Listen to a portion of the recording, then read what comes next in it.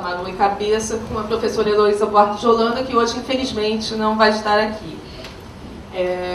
Alguns de vocês já devem ter vindo em outros eventos como esse. Todo mês a gente organiza esse ciclo de palestras e tenta trazer ao Brasil pessoas que são protagonistas na área de cultura digital. Mais precisamente, na área de literatura, se é que nós podemos usar esse nome. A gente prefere narrativa, até porque pode dar conta de uma série de outras manifestações artísticas que o conceito de literatura não permite. Então a gente já teve aqui grandes nomes, como a professora Janet Murray, Pierre Levy, Gilberto Gil, Robert Coover. Já tratamos de temas como realidade aumentada, fandom, etc. Esse evento hoje é o penúltimo da série. A gente ainda vai ter um mês que vem, que é o famoso Lab Fest. Então vai ser mais para festa do que para palestra. E a gente ainda está preparando as surpresas, mas vocês também vão ser convidados, inclusive, a se apresentar. Tá? Então, quem trabalha com narrativas digitais, literatura digital, e quiser apresentar seu trabalho, vai poder entrar no site e se inscrever. Bom, hoje a gente vai trabalhar mais especificamente com games. Nós estamos trazendo aqui o Ian Bogossi, que odeia a ideia de gamification of the world.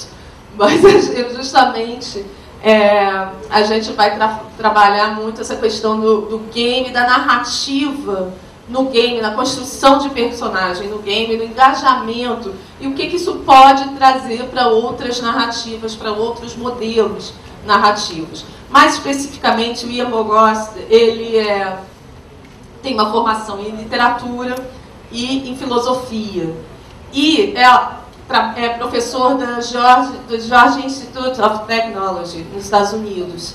Ele tem também uma empresa chamada Persuasive Games. Junto com ele, a gente vai estar convidando também o Arthur Protásio, que é um jovem pesquisador carioca do CTS Game Studies, da Fundação Getúlio Vargas. Então, bom, vamos começar agora. E assim que terminar, vocês podem fazer perguntas, podem conversar com os dois convidados. Tá? Obrigada.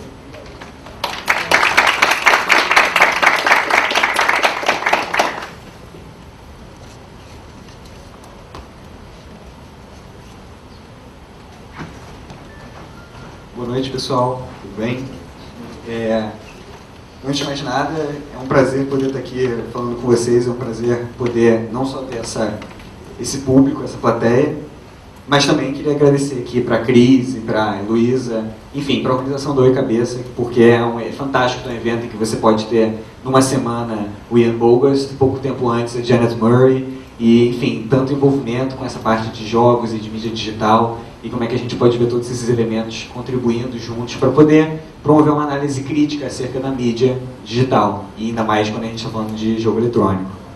A minha intenção aqui também é poder fazer uma breve introdução para o Ian, quando ele poder falar.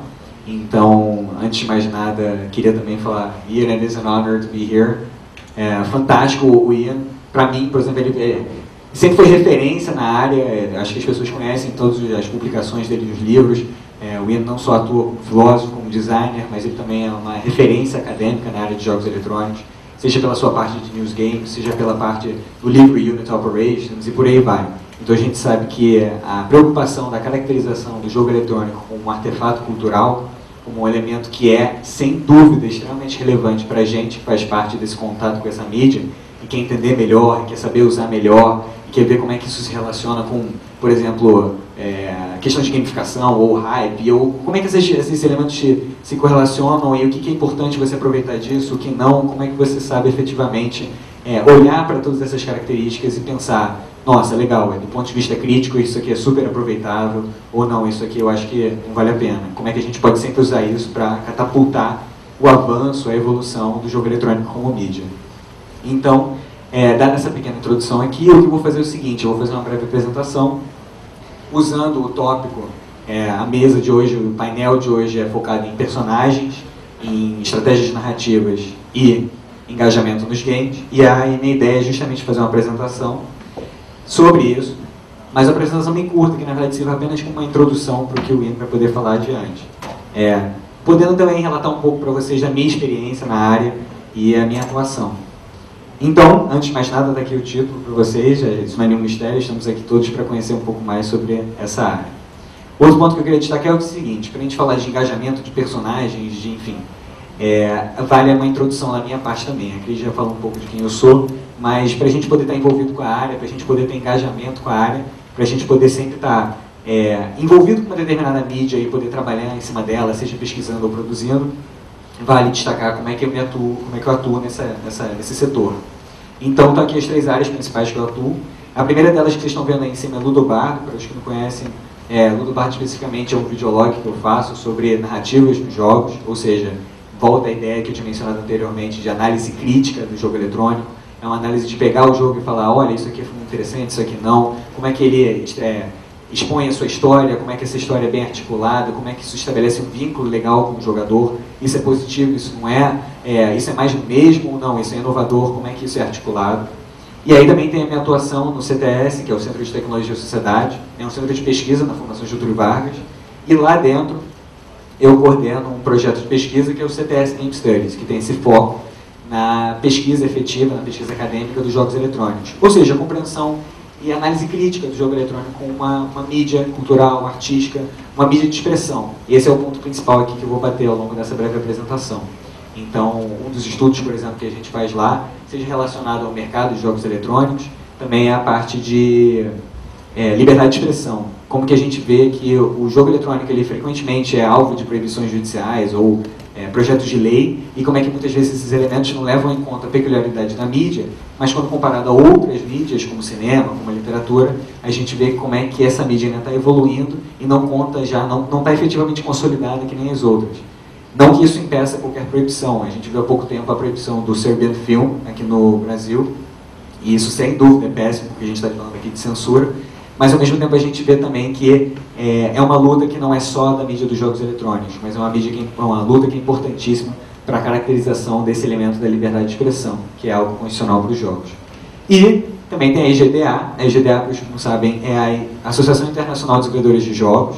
Aqui no Rio de Janeiro, especificamente, eu coordeno o capítulo regional. Então, a gente tem sempre reuniões e, enfim, os desenvolvedores sempre em contato, acadêmicos também. O nosso objetivo é efetivamente fomentar o mercado de jogos aqui no Rio de Janeiro, no estado do Rio de Janeiro.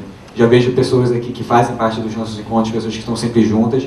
Isso é muito legal, porque o nosso papel aqui é a integração. O nosso papel é justamente botar essas pessoas juntas para poder discutir, ter análises críticas, ou pesquisar, ou produzir.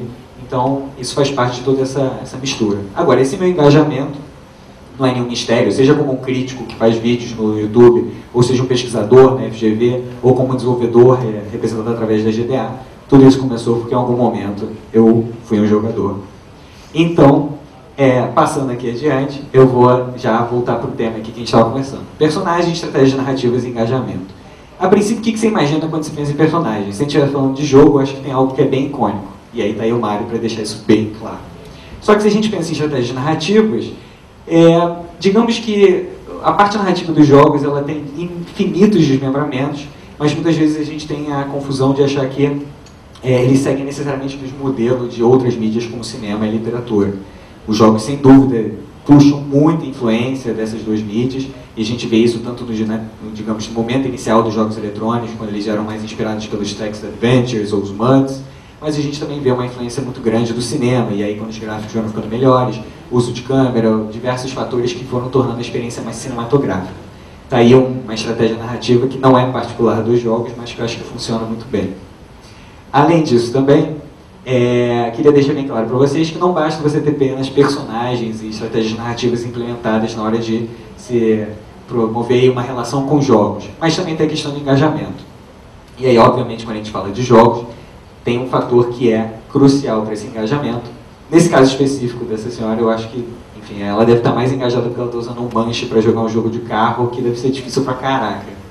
Mas, fora esse fator, Eu acho que assim, essas 3 imagens deixam bem claras elementos que são particularmente interessantes para a gente entender como é que eles se conectam e como é que eles podem tecer, digamos, a evolução, tocar essa evolução dos jogos eletrônicos. E aí, o primeiro ponto é o seguinte: se a gente fala de personagens, eu queria deixar aqui uma imagem para vocês que fica bem distribuída.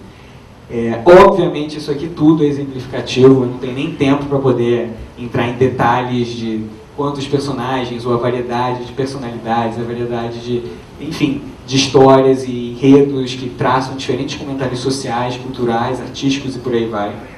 Mas já fica bem claro desde o início que se a gente está falando aqui de personagens, a gente tem que ter uma identificação. Isso acontece no cinema, isso sem dúvida acontece nos jogos. Quando você está jogando um determinado jogo, você se sente envolvido, muitas vezes com aquela história, você se sente... Claro, jogabilidade é um elemento crucial, eu vou entrar nisso daqui a pouco, mas a gente vê claramente que se você não tem ali uma identificação com um determinado personagem, aquela história provavelmente não vai significar muito para você. Você pode se envolver, claro, no nível da interação provavelmente dita, mas você vê que em termos de enredo, se tem alguém ali que você consegue se relacionar, aquilo faz toda a diferença. Isso pode se manifestar desde um policial, como no caso do L.A. Noire, que lida com a corrupção dentro do sistema, de todo, enfim, da questão institucional mesmo. E aí você vê também até o guerreiro espartano, que é o caso do Kratos, e como é que ele se sente traído. Traição é um tema super universal e qualquer pessoa se relaciona com isso. Aí a gente vê também o time do Braid, e aí entra, enfim, tantas interpretações em cima do jogo, e dá muita discussão em cima, desde o relacionamento com a suposta bomba atômica, até mesmo a procura dele pela mulher dele, ou no caso do imigrante do leste europeu, Lara Croft. Você pergunta para muita gente, olha, é engraçado quando você vê o público feminino. Claro que hoje em dia, com digamos, a proliferação de jogos casuais, você tem uma variedade muito maior, mas havia um tempo em que você perguntava efetivamente para jogadores, mulheres que jogavam, e falavam, olha, não, com certeza eu vou jogar com a Lara Croft porque é um personagem com quem eu me identifico, porque é aquela versão feminina do Indiana Jones. E efetivamente, apesar de todo o marketing, apesar de todo, digamos, o sex appeal, que não necessariamente trazia uma boa consequência ali em relação à imagem do jogo, ainda mais perante o restante da sociedade, mas apesar de todos esses fatores, isso era uma questão de identificação. Mesma coisa para o Ethan Mars ali do Heavy Rain, que é uma questão de identificação com a figura do pai ou do amor. E aí ele também menciona o Flower, você vai falar, mas o Flower não tem personagem, o Flower é o que é uma pétala. Mas é incrível você ver as pessoas, muitas vezes, eu vi uma entrevista com o Jonathan Chen do That Game Company, que desenvolveu o Flower, e ele comentava, olha, teve gente que mandou e-mail pra gente falando, foi fantástico quando eu joguei Flower, porque eu me lembrei da minha infância, quando eu ficava lá na casa de campo, e aí tinha aqueles campos verdes, era fantástico, aquilo foi muito nostálgico pra mim, foi uma excelente experiência, uma experiência muito calma, muito transcendental. E isso é fantástico, porque existe uma identificação ali, essa identificação, sem dúvida, promove um vínculo muito forte com o jogador. Além disso também, não tem nenhum mistério de que ali na extrema direita a gente tem um Colossus, e para quem já jogou Shadow of Colossus é evidente que você não, apesar de não assumir o papel do Colosso, você muitas vezes se vê numa situação em que você tem uma identificação ali por causa da figura mitológica ali que está acabando, você tem que eliminar todos aqueles monstros, e você acaba percebendo que existe uma manifestação muito mais humana ali do que parece. Enfim, e aí também tem, para mostrar para vocês que não são só jogos de grandes lançamentos, ou que conseguem um monte de dinheiro, também tem jogos em flash super simples que muitas vezes tecem uma mensagem muito pessoal e muito efetiva. E esse é o caso do Battle Wars Yesterday, que é aquele jogo que está ali entre o Flower e o Colosso Gigante. E ali, no caso, você está simplesmente lidando com um personagem que em algum momento se separa da namorada, ou que o cachorro morre, e por aí vai. Situações cotidianas, mas situações cotidianas que promovem essa identificação.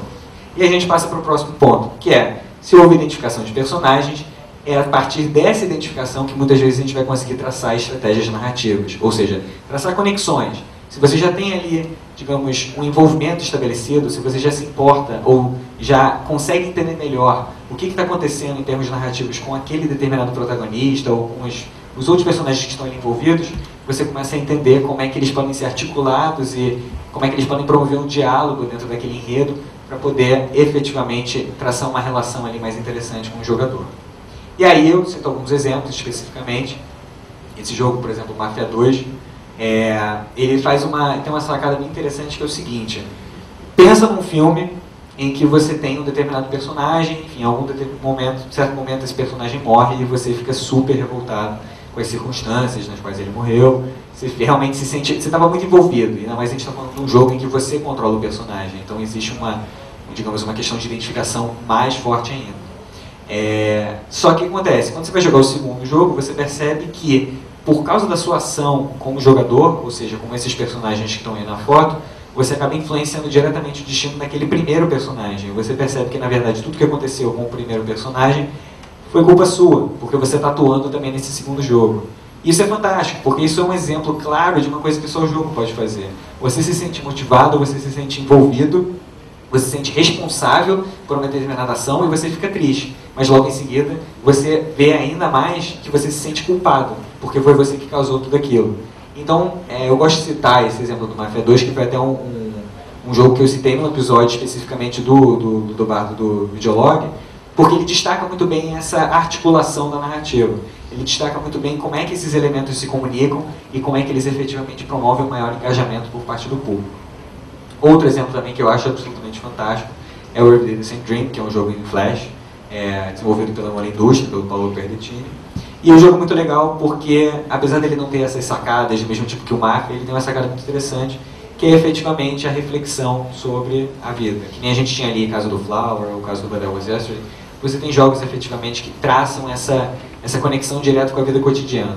E não só com a vida cotidiana como ela é, a vida cotidiana como ela pode ser extremamente frustrante também. Ou a mesmice do dia a dia, ou o fato de você estar insatisfeito com o seu trabalho, com o trânsito, enfim, com diversos fatores. Mas como que aquilo pode ser levado para um ponto de reflexão pessoal muito maior.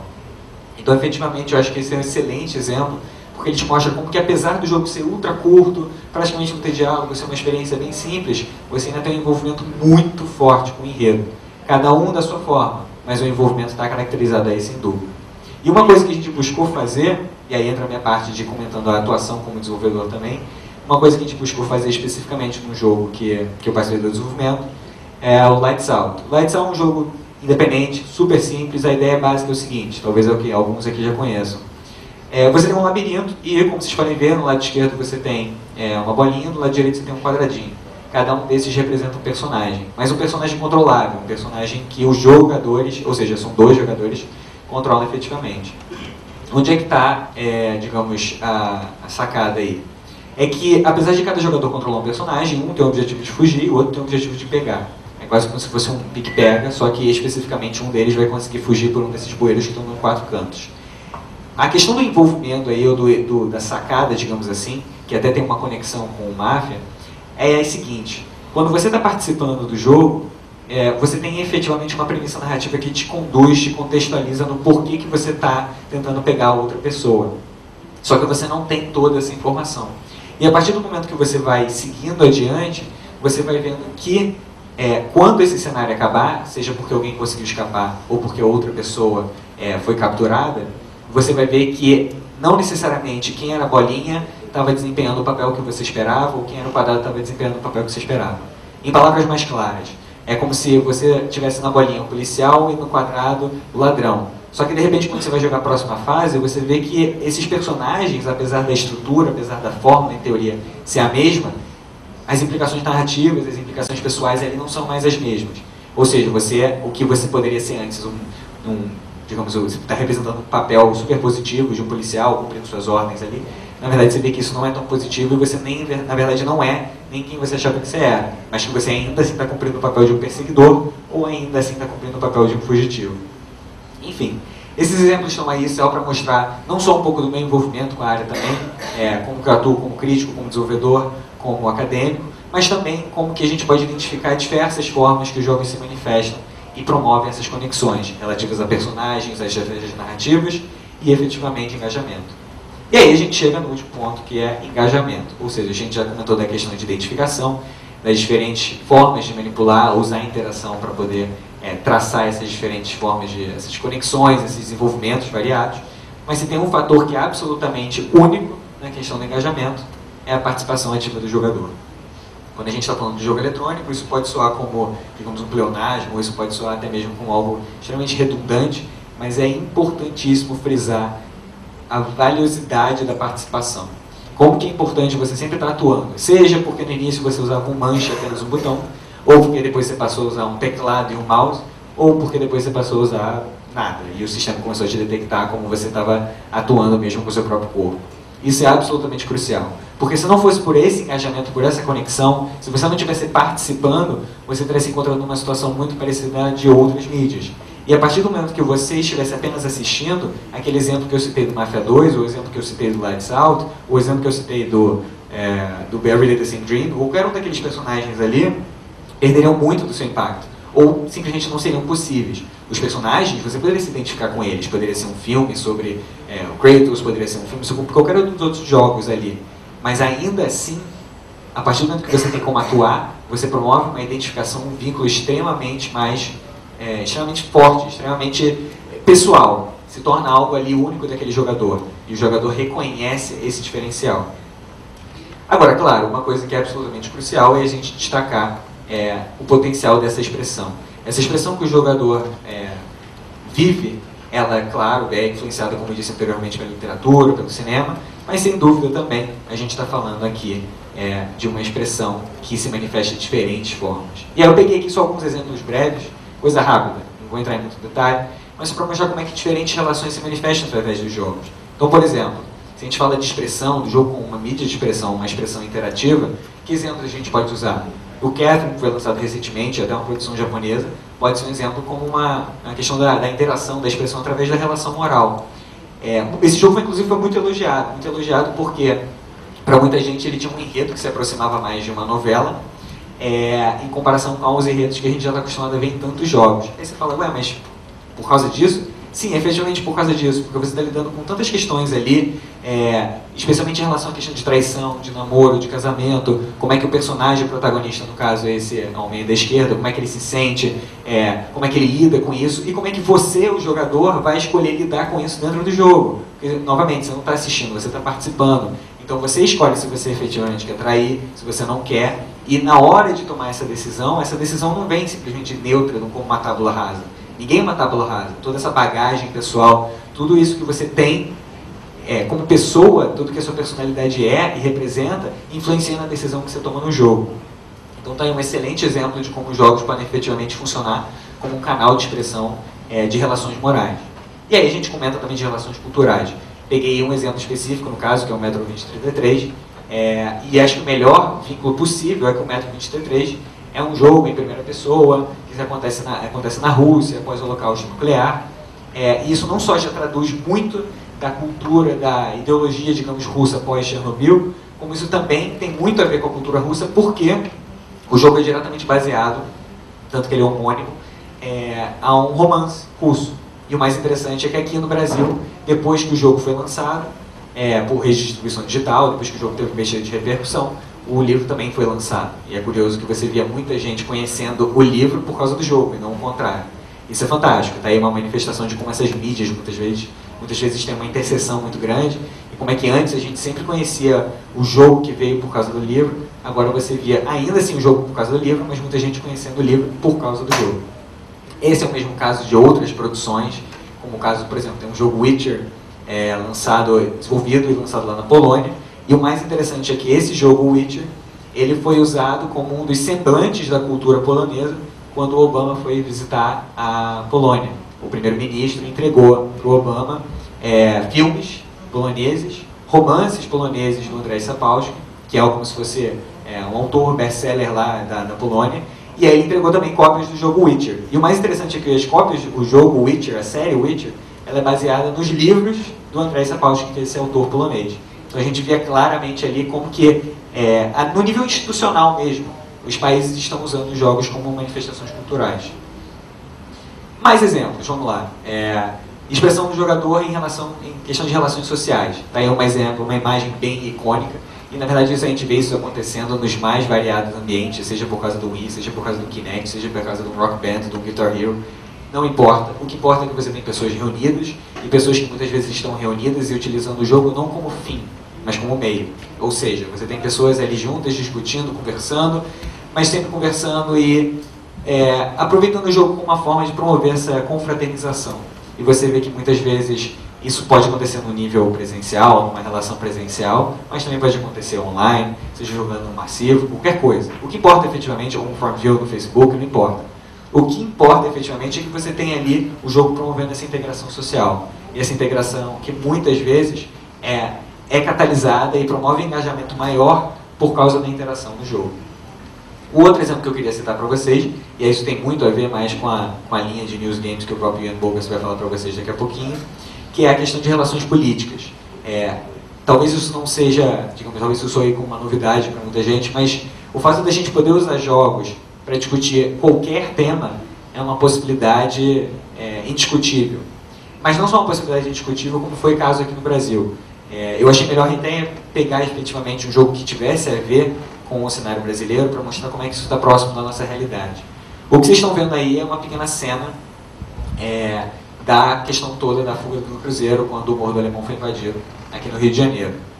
E o que acontece é que após esse episódio, um jogo foi desenvolvido justamente para questionar o papel do atirador de elite e das pessoas que estavam fugindo da Vila Cruzeiro. Então no jogo você tinha uma espécie de várias silhuetas, nesse caminho especificamente, e várias silhuetas de pessoas fugindo. Só que você não conseguia identificar quem era quem. Ou seja, você não sabia quem estava fugindo e era civil, quem estava fugindo e era bandido. E você não tinha como tomar essa decisão só olhando. Então o jogador ou atirava ou não. E na verdade essa questão, essa indagação em relação a esse cenário, tinha um objetivo claramente de botar o jogador para refletir e pensar. Que eu acho que na verdade é o que todos os exemplos que eu citei aqui tinham em mente como intento. Tanto que, sem dúvida, uma das principais inspirações para esse jogo foi o September 12, que aí já é outro news game que cumpre esse papel também de questionar a política de antiterrorismo dos Estados Unidos. Do tipo, você tem um míssil para poder atirar lá no Oriente Médio, e aí você tem uma série de pessoas ali. Só que você tem os terroristas andando e os civis. A questão toda é que quando você tira o míssil, não só você não espera que ele demore para chegar, como a chance de você atingir alguém e prédios ao entorno, prédios que são de civis, é muito grande. E pior, se você consegue matar o terrorista, ou se você mata o terrorista e mata o civil, não importa quem você mate, essas pessoas sempre estão conectadas com outras pessoas que frequentemente são inocentes. E aí você vê no jogo uma série de civis lamentando a morte do terrorista ou a morte do outro civil que você matou sem querer, que você na verdade queria eliminar, mas errou na mira e, enfim, fez uma besteira lá. E aí essas pessoas viram terroristas. Então, na verdade, o que você vê é o efeito inverso. Em vez de você conseguir eliminar a sua ameaça, você está gerando mais. E você está, através de uma política de antiterrorismo, causando mais problemas do que efetivamente resolvendo. Isso destaca muito bem como que o jogo pode efetivamente servir como uma forma de traçar essa conexão aí com o público e promover esse engajamento através das diferentes áreas. Então, a última coisa que eu queria fazer aqui para vocês é só mostrar um rápido vídeo, um vídeo que eu acho que ilustra enormemente bem essa questão do engajamento, do envolvimento dos jogadores com o jogo e como que a interação é absolutamente crucial para botar as pessoas para refletirem, para avaliarem a mídia de maneira crítica. Então, vou passar aqui para vocês rapidinho. Talvez alguns já conheçam, mas o jogo é o vídeo é o But That Was Yesterday, que eu acho que traduz essa questão, ilustra essa questão muito bem.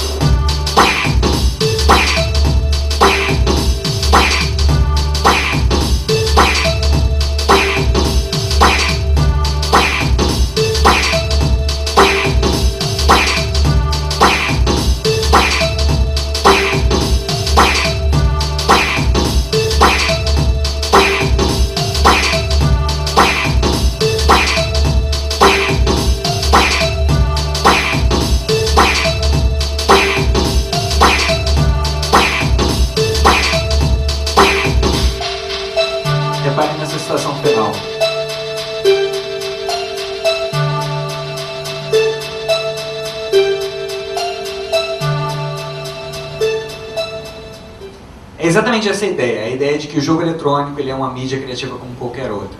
E o fato dele ser uma mídia criativa como qualquer outra o permite tecer comentários sobre qualquer tema, o permite efetivamente tecer comentários que possam ser compreendidos e tem um potencial de engajamento muito maior. Ali no vídeo, não sei se vocês repararam, mas você tem caracterização de todos os 3 elementos que são os principais pontos aqui do painel de hoje em dia. Você tem personagens, seja você esse personagem, seja o Nathan Drake, seja qualquer outra pessoa ali que você olha e fala, nossa, eu quero ser que nem aquele personagem. Você tem estratégias narrativas, você tem formas como os mundos dos universos ficcionais se apresentam, seja pela beleza, pela grandiosidade, pela adrenalina, não importa. Você tem ali uma série de questões, uma série de desmembramentos que, no final de tudo, promovem maior engajamento. Um engajamento, uma identificação e um envolvimento, digamos, extremamente forte, que só é possível na mídia do jogo eletrônico por causa da interação. Por isso, queria deixar apenas claro da questão toda que a gente está discutindo, como que esses elementos podem dialogar e como é que junto eles podem efetivamente catalisar o potencial aí da mídia do jogo eletrônico. É isso. Isso aqui foi apenas uma breve introdução, então, se querendo qualquer pessoa entrar em contato, então aí os meus contatos, mas de qualquer forma, que isso tudo serva apenas como, digamos assim, um início aí, um pontapé para a apresentação do Ian. Ian, it is an honor once again to be here with you, and you have the floor.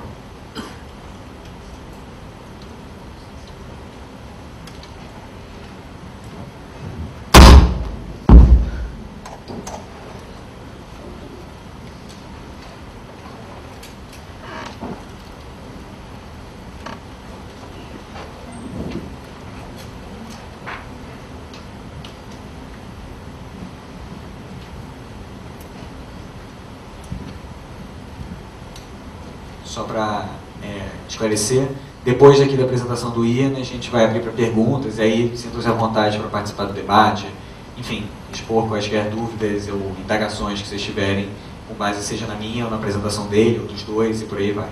Obrigado. All right. Good evening.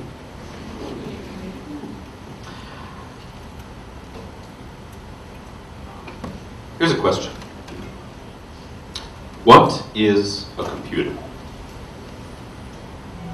It seems like a silly question to ask these days.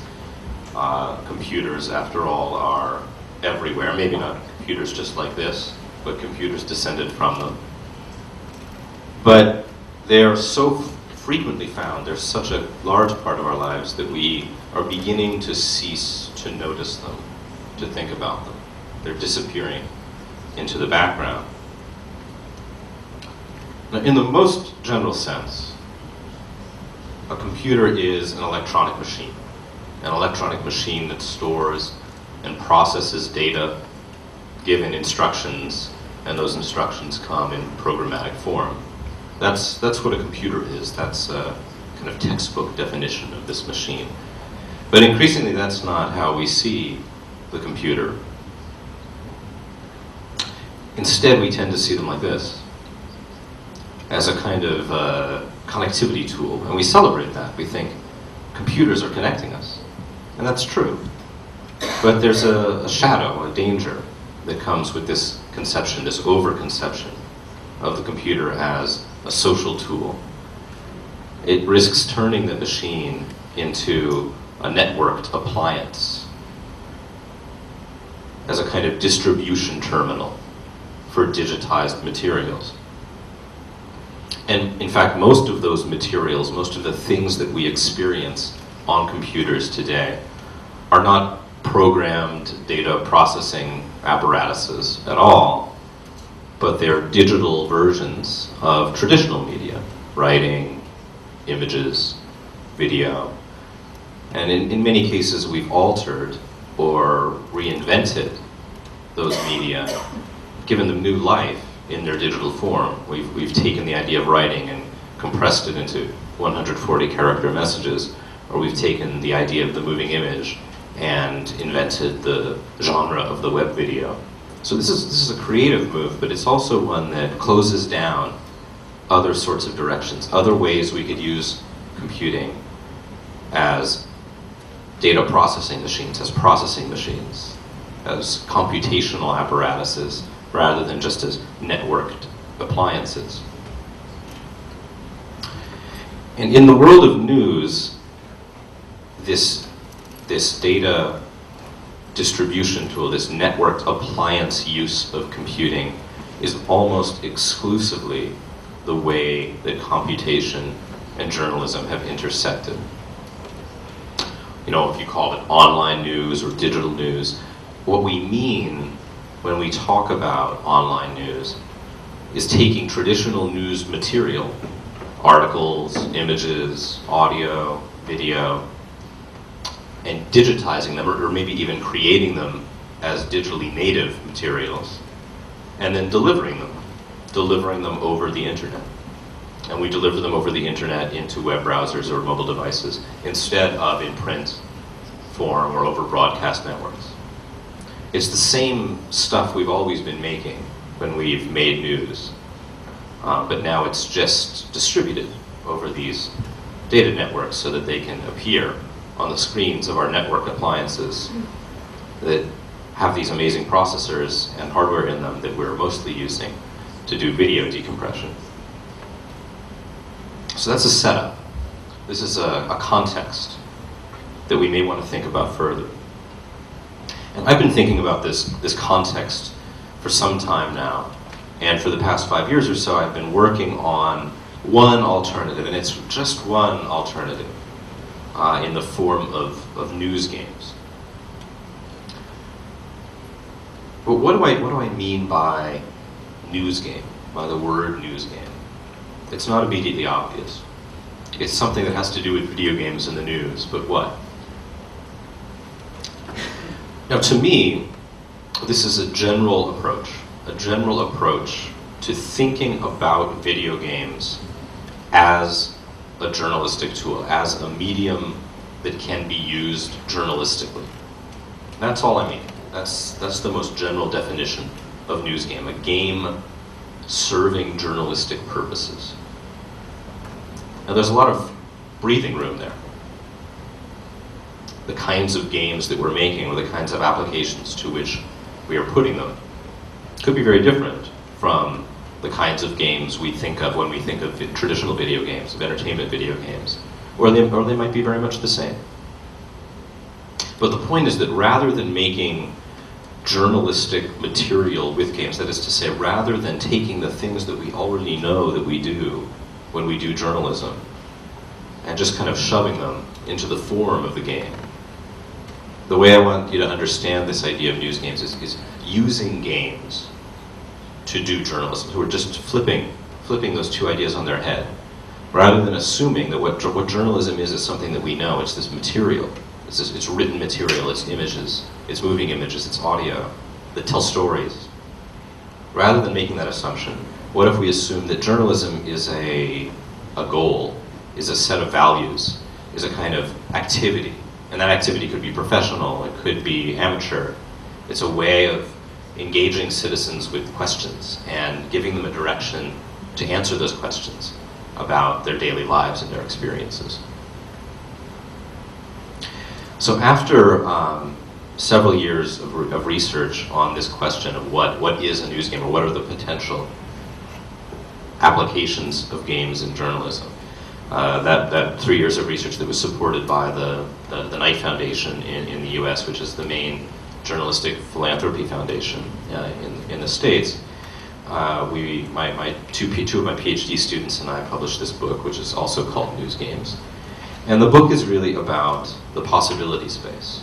It's about the idea that a news game isn't a predetermined thing. It's not one thing. It's not the games that we already play on our video game consoles or on our computers, and now they've somehow got journalism in them, like we've injected the news into games.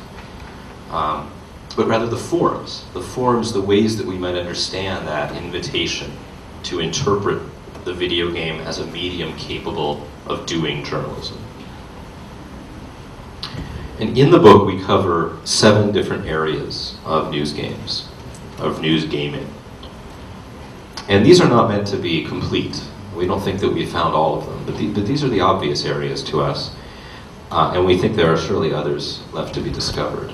So the 7 areas we cover are current events, infographics, documentary, puzzles, literacy, community, and platforms. And I'd like to say a little about each of these areas to give you a sense of the different approaches, in some cases very, very, very different approaches from one another, that we've been working on in our lab at Georgia Tech and elsewhere, also at my game studio as we've been making these games over the years. And then I want to show you one of the ways that we have been interpreting this invitation in a new project that we've been working on in my lab for the last year and a half or so. And I hope this will work. I have not shown this latter material to anyone before today, so that will be interesting to see. Live demos are never a good idea, but nevertheless, I'm going to do one. So let's talk about each of these areas. Current events. Current event games are small, short form, usually quickly created games meant to comment on or explain timely issues and events. And that's not really enough of a characterization to give you a strong sense of the variety of games that might deal with current events. And looking at games that have been created already, we further designate 3 categories of current event games, which we name editorial, tabloid, and reportage. And these categories correspond with different modes, the modes of opinion, of sensationalism, and of explanation. So there's lots of examples of these current event games, and the editorial form of these games are, stating an opinion. They're making commentary. They're functioning in a way that's similar to the editorial cartoon or the op-ed, the commentary piece. This is one of my games about the Transportation Security Administration policies on airport security checks in the United States circa 2006, when we first released the game, and then we re-released it at the studio on the iPhone so that you could play it while you were in line in the airport security. And there were like 100 different airports that you could unlock stuff at. But the premise behind this game is that rule changes in airport security were theatrical, and they were not making anyone safer, but they were making it much more confusing to administer the process. Or this is another game that we did at the studio about the relationship between the cost of gasoline, the price of gasoline, and the confluence of kind of natural disaster and civil unrest that is necessary to disrupt the petroleum market, the global oil futures market. This was a game called Oil God, in which you're trying to raise the price of oil by creating these calamitous events in different parts of the world. So these are opinion games. They've got an opinion in them. They have a position, and the purpose of the game is to make that position clear. Tabloid games are probably by far the most common form of news game, which is perhaps an unfortunate observation to make. These became popular after September 11th. Initially, there were lots of Al-Qaeda whack-a-mole games. And if you think back what the situation was 10 years ago, this was also when amateur creation and distribution with Flash, typically on the internet, was first getting started. This is just a random selection of tabloid games that have been released over the years. On the top left we have So You Think You Can Drive, Mel, which was a game about Mel Gibson, the actor Mel Gibson's perverted mindset during one of his drunken driving binges, and this was in the news a couple years ago. The one on the right, this is a bit US-centric. I apologize. This is a game about former Vice President Dick Cheney, in which he accidentally shot one of his hunting companions, and this was a game in which you could shoot your hunting companion. Maybe one of the most famous tabloid games is on the bottom left. This is Hothead Zidane. I don't need to say much more about that. It released almost immediately after the World Cup final that year. And then the Octuplets game is a game made by a French consultancy, which was about the so-called Octomom, and it raised certain issues about contemporary motherhood and scandal in that context. So these are very recognizable, I think, as tabloid. This third category of reportage games, this is a bit more complicated. The idea is that these are current event games where they're seeking to present news items without a bias, or at least without a heavy bias. This is another one of my games that we published on the New York Times about Food and Drug Administration inspection resources in the United States over a period of 10 years. So the resources available to the FDA had been reducing while food imports had been increasing. And the sense of safety that was created by that simultaneous reduction in resources and increase in imports was experienced through the game. So instead of describing it in chart form, you could experience the task of trying to juggle your resources at different ports. And this was another game that we did with the Times that operationalized a bill that was being debated in Congress back in 2007. This was related to proposed immigration reform that didn't end up passing in Congress, but two senators introduced this notion of a merit-based evaluation system for awarding work permits. And there was this sort of calculus of what would make you more or less worthy of being awarded permanent working status in the United States. And so the purpose of the game was simply to explain how that proposed system would operate. You did that by trying to create a slightly better immigrant, according to the system, than your opponent. So all examples of games created relatively quickly within somewhere between 24 hours and maybe 2 weeks of an event being in the news. Infographics, of course, have a long tradition in newsmaking generally, and one way to think about the intersection point between games and infographics is by taking an information graphic and just making it more playable, making it more like a game than like a tool. And the results of this operation, they may not be games exactly, they may not feel like traditional games, but they have game-like features. In particular, the addition of goals and direction to a data system might give the player a better synthesis of the material that's presented. I think this is an important point to make in contemporary journalism. Now, some of these games, or some of the things that I would call playable infographics, or game-like infographics, were never intended necessarily to be journalism, nor to be games. This is an information visualization called Baby Named Voyager that was created by Martin Wattenberg. And what it does is it gives you a graph of the relative popularity of different forenames in the United States over the period of 100 years.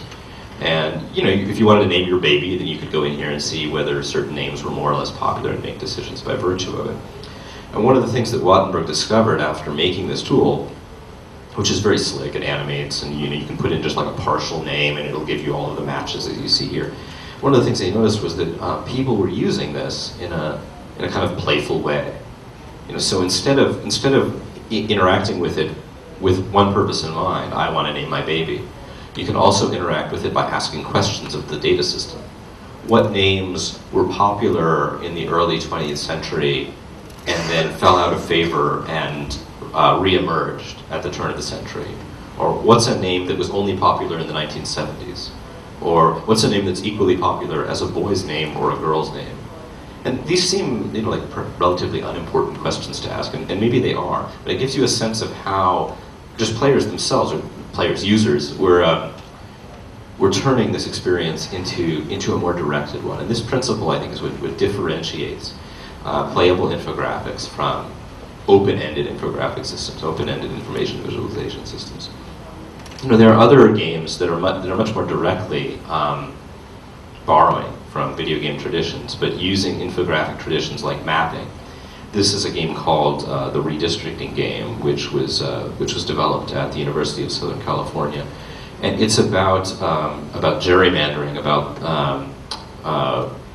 redrawing congressional districts in order to ensure that they match a particular party or politician's constituency, rather than representing the actual population in a geographic region. This is one of these perversities of American politics.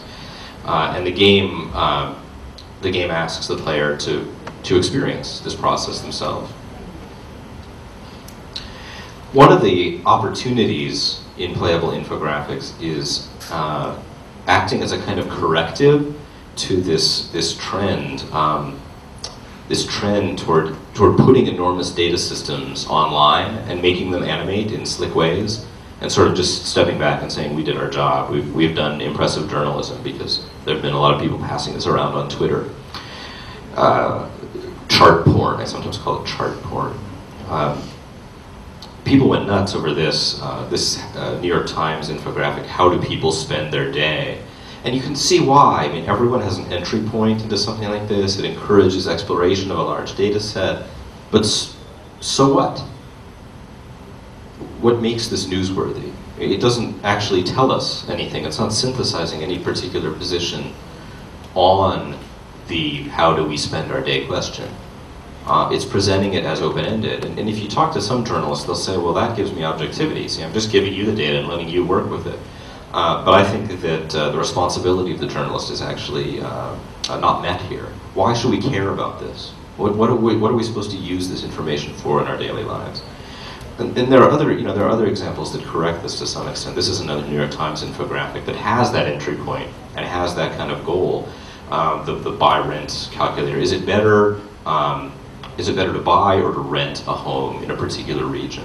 So you can see the goal, and you can see how it's parameterized in a way that might be applicable to you, but you can also use to ask questions about your fellow citizens. What parameters do I need such that I can buy a house in a particular place? Or what would it have been like had I made a different choice? Or what is it like for so-and-so whom I know is moving from X to Y? And then this is yet another example, a game called Budget Hero, which is a federal budget balancing game. And what's interesting about this game is that it asked the player for explicit goals when they began. You see, a budget balancing game risks having the appearance of being scientific, like there is an answer and we are going to find it. But in fact, there are many answers, and many of them are incompatible depending on the assumptions that you bring to the table, which things are important to you to spend money on in a federal budget. And so in this game, when you play it, you would be asked for, well, what do you care about? Is education important to you, or health coverage, or defense, or what? And you could choose these sort of cards, and then the game would measure your performance in the game against the values that you stated when you began. So those are some examples of infographics games. In the documentary vein, we can think of games as a way of adapting the traditions of investigative reporting or of documentary media. And these are the kind of games that may look more like traditional video games. They may be more long form, they may be more immersive and three-dimensional. And there are different approaches here too to documenting actuality in games. One of them is simply to recreate the space of a particular moment in time. This is a Berlin Wall mod that was done in Half-Life 2. It's very simple, maybe too simple, but it's a great example of this kind of spatial reality, the experience of being somewhere. Just, that's interesting. The experience of being somewhere. This is one of the reasons why we engage with the news, to give us a sense of what it was like in a particular moment. And for moments that are particularly important, it might be worthwhile to go through the trouble of recreating them. But of course, this game doesn't have any of the rest of the reality of the situation. You can run around without alerting suspicion. You can cross Checkpoint Charlie without consequence. But it's an example of what you might think of when you think about recreating space. Or what in the book, what we call operational reality. This is a way of doing game-based documentary that tries to recreate events themselves. This is one among many, many examples. This is a mission from 2004 from the episodic news-based war game Kuma War, which has commonly kind of taken current military initiatives and attempted to translate them into games. And you can see here where they're relying on some of the existing conventions of games. This was a particularly infamous historical event, the Vietnam Swiftboat campaign that was conducted by John Kerry, who was at the time a candidate for US president. And this was very much in the news, this event at the time. And then there are other games that exhibit what we call procedural reality, attempts to recreate not the events, but the rules and behaviors that drive a particular event or situation. This example was incredibly controversial. It's a game called JFK Reloaded that recreated the Kennedy assassination in an attempt to interrogate the feasibility of the official Warren Commission report account of that assassination, kind of mass forensic examination. And I'll give you a couple other examples from my own work. This was a game, a much simpler game that we did during the H1N1 flu outbreak, called Killer Flu, about the way that pandemic and seasonal flu work, the way that they spread, and what kind of conditions have to exist locally and globally for an outbreak to occur. It was really much more about seasonal flu, because seasonal flu is far more dangerous than these pandemic strains, even though we have this kind of panic-oriented reporting about swine flu and so forth. And then we also did this documentary game called Fat World about the politics of nutrition in the contemporary US, about the relationship between obesity and nutrition and socioeconomics, which is a system that you can't see. It's not really about anyone's experience, it's rather about everyone's implicit experience. And in the game, you created a character who was thrown into this world in which social class and income have an impact on player choice, and you could influence, food regulation and healthcare policy and so forth. And eventually, your character would die. You could try again, or you could just explore the dynamics of that system. Oops. Let's talk about puzzles next. The news has a very long history, a century-long history of providing puzzles, especially the crossword puzzle. And we don't think about these things very much when we think about serious news. We think that puzzles and quizzes don't carry news content, and therefore they're not really important. But they do something fundamental. They lead readers to that content. And they offer a sense of ritual and mastery in an unpredictable world. They give you a sort of ritual activity to make things okay, and also to warm your brain up. So when you had the print newspaper, you might turn to the crossword with your coffee in the morning as a way of getting the day started. That's the ritual activity. And then because it came in the form of the newspaper, you might read the news alongside it. And this misconception of the crossword puzzle has probably cost the news business billions and billions of dollars, because they've ceded this entire market to social games and casual games, because they don't believe that this is a part of their core mission. If you look at the crossword puzzle, you see that it's been fundamental in the paper for a century. It's been translated in ways. We have the Sudoku today instead. Now there are attempts to kind of revitalize puzzles in the news. This is a game called Scoop that takes RSS feed headlines and generates simple crossword puzzles out of them. It's not really a crossword game. It has the aesthetic of a crossword game, but it uses flashy animations to dress up this crossword-like video game. And the clues are related to these current news stories. It just pulls them down automatically, and you can explore them too. So it's an interesting example of connecting the news to the gameplay in a way that we have in the crossword puzzle, but we don't have when you just buy a book of Sudoku.